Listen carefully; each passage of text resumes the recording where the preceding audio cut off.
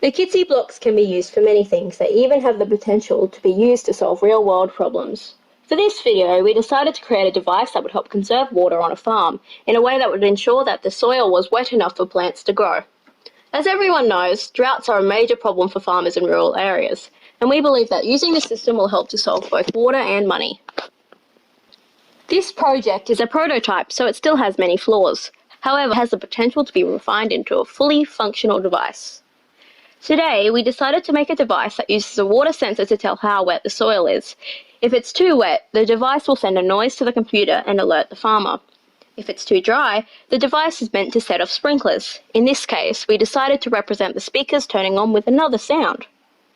To do this, we need a Wi-Fi block, power block, battery, breadboard block, male-to-female connector cables, and a water sensor. The breadboard block is the orange block that can be used to plug in electronic sensors. Take the water sensor, which is self-explanatory. To get started, connect your Wi-Fi and power blocks to your computer. If you don't know how to do this, check out our other video linked in the description.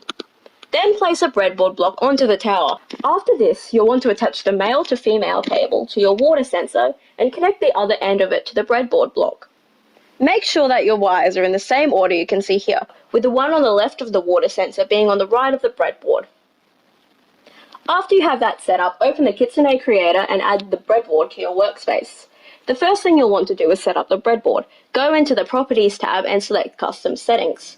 Go to the Visual area to configure your board. Using the display of the block on the left, ensuring that front view is selected, click on the port second from the right and set this block to analog in, ensuring that the trigger mode is set to always. This will allow that pin to be our input pin, and it will receive any signals from the sensor. Then select the port to the left of that, and set that one to VCC. This will supply the power from the sensor to run. Set the one third from the right to GND, which stands for ground, and will complete your circuit by returning the power to your Kitsy blocks. This makes the water sensor work.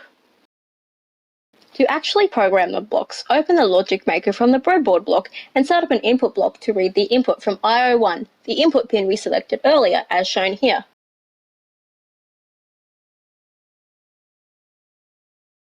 You are then going to want to get a display gate, which will display the readings and connect your input block to it.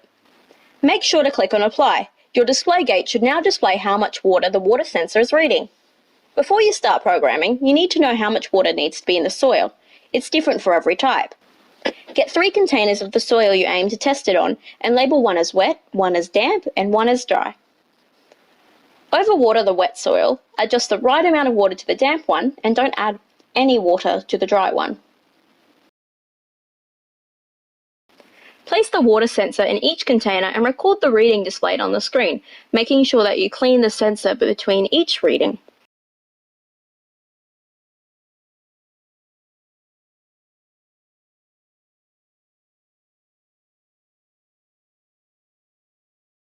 Once you have those values, you'll want to find the middle value. This will make it so that the damp water measurement isn't a solid number but a range. To do this, take the damp reading, which should be lower than the wet reading but higher than the dry reading, and add it together with the wet reading. Divide this new value by 2, and this will be the top of this range. Do the same thing but replace the wet value with the dry value, and this will be the bottom of said range, as shown here. Keep those values written to the side and go back to Kitsune Creator to start coding. In the Logic Maker, add a greater than, lower than, and between tile. These will act as if statements so the computer can figure out how wet the soil is. Take values you collected before and add them in as you can see on the screen. Then connect the input to these 3 functions.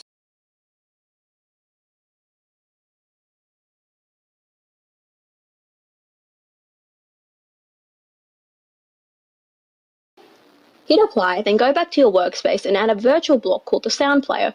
Connect your breadboard block to it, as you can see on the screen. This makes it so that the coding in the breadboard can control the sound player.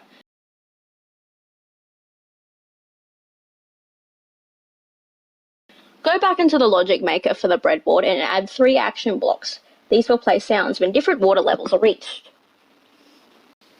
On each of the action blocks, select the different sound to be played and connect each of the conditions we prepared before, the lower than, between, and greater than blocks, and connect them each to a different sound. Hit Apply and you will have a working program that will display different sounds depending on the moisture level. If you want to make your program that bit better though, there are a few things you can do. The suspend block allows one signal through, then prevents any other signals for however long you set. This will prevent the sound from playing constantly, and it will just play after a set interval. To do this, insert 3 suspend blocks and place them between the if and action blocks.